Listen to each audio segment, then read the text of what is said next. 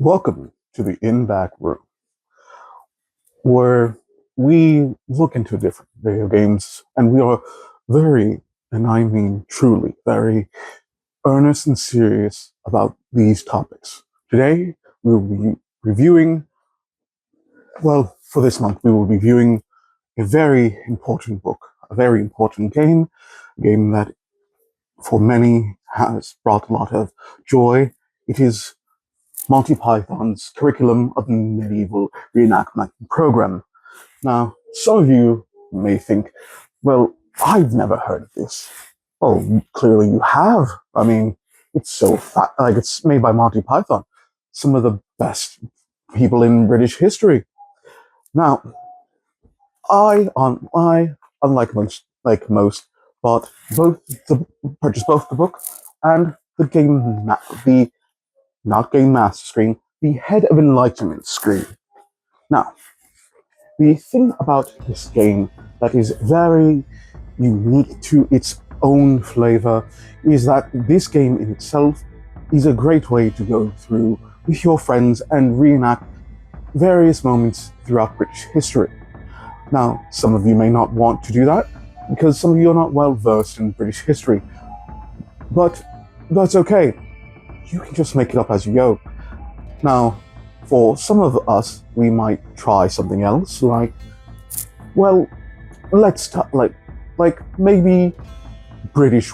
maybe something for World War One.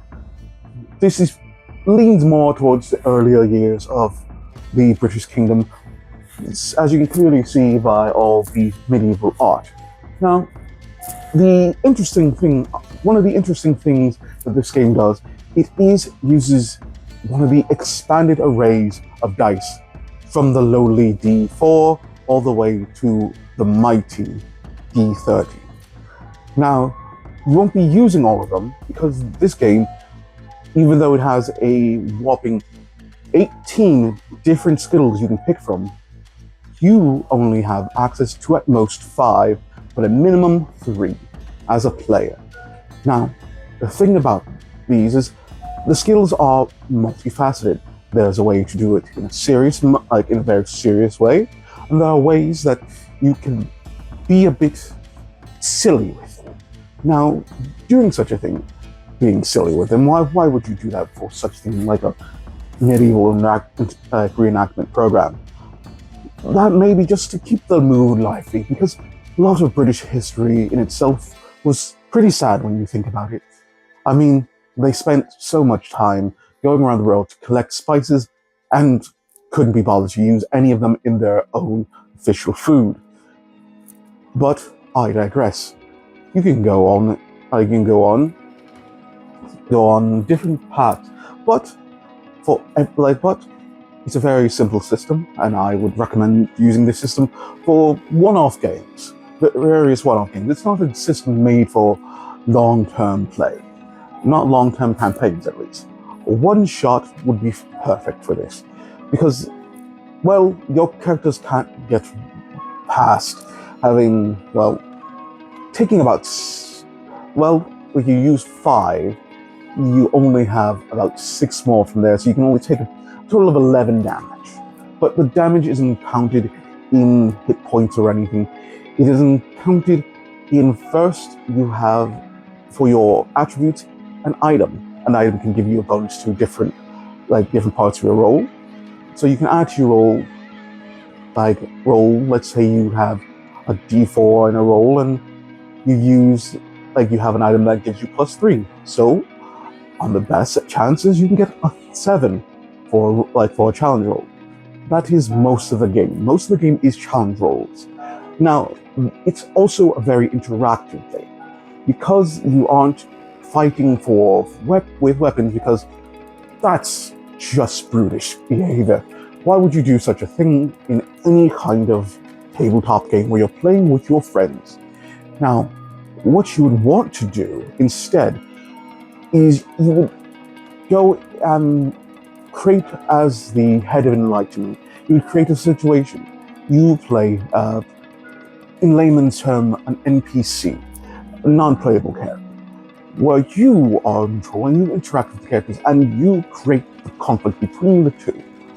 Now, you can go forth and decide, okay, to accomplish this following task, you have to roll whatever number. But herein lies another little funny quirk of this game. Now, this game will ask you, as the player, to pick one of the several dice, and that will represent each of your traits. And that is your dice you're rolling for those traits.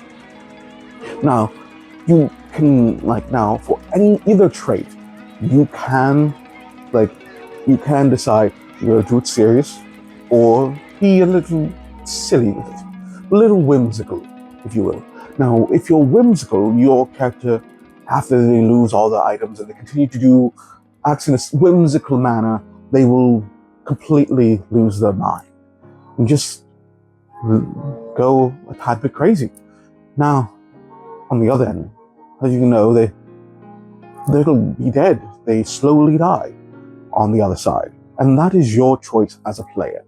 The other choice as a player that you might go into is you don't like the current character that you have your Head of Enlightenment playing. So you, as a player, and as players amongst the group, can decide to file a complaint form for the character. If you get enough complaint forms, depending on which character is being used, you can, as a table, force your Head of Enlightenment to have to pick a different character to take its place.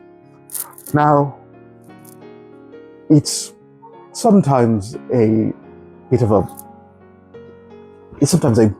a fun tug of war. You can pick a character and then, well, we're all dying. Let's stop this PPK by using another route and just remove the character altogether.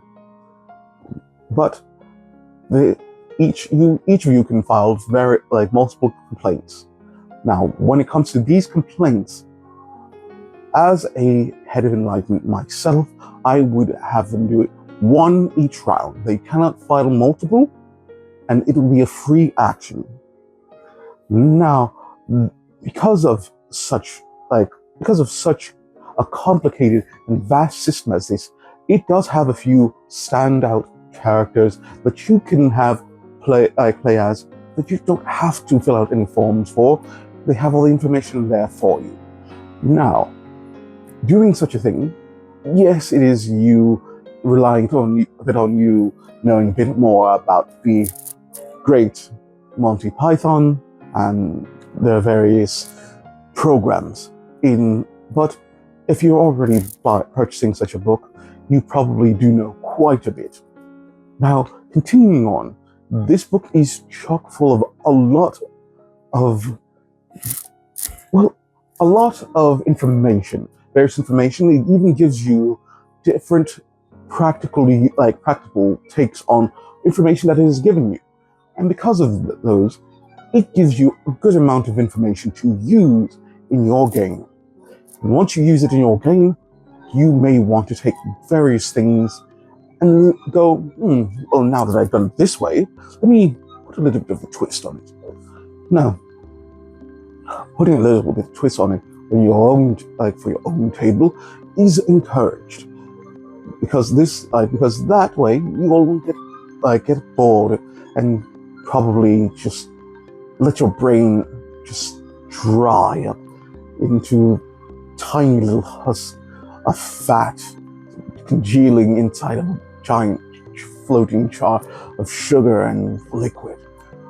But besides that, this book also doesn't contain its own bestiary, or as some would call it, a bestiary. But that is in the back of the book. This book, I would say, it's for specifically for those who are more of an advanced play group and willing to take the time to learn it.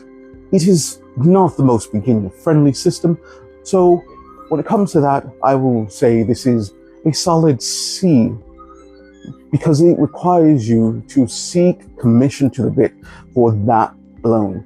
When it comes to balancing, it is a good B, like it is a good B or B plus. Nothing too extravagant. Now, when it comes to creativity and room for work, the sky's the limit. The system itself only limits you when it comes to how much you have, because even though it has 18 different uh, 18 different traits you can pick from, you only will at max use 5. So be creative, balance your team out.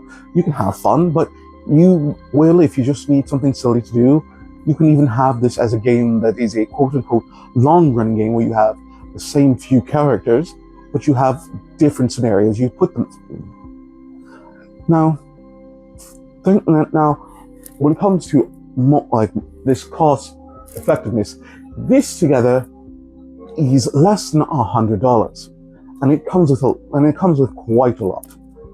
Considering that this itself was 40, this was 50. Now, with $9, there's a lot you can do, but let's be honest. When all you need is these two to get a game going, that is a very good price. Now for that, I would give it a good, because there are other games that do it a lot better, I'll give it a good B plus. Now, even like now, after we've done all we can with it, it is nice that this does come in the soundbox. This comes in the soundbox, and this game does encourage you to just have fun with your friends. And that is the most important thing about playing any game. Now, my name is Chewy. I have been back from at the All Welcome In. You all have a good evening. Now let's see where this blasted thing goes.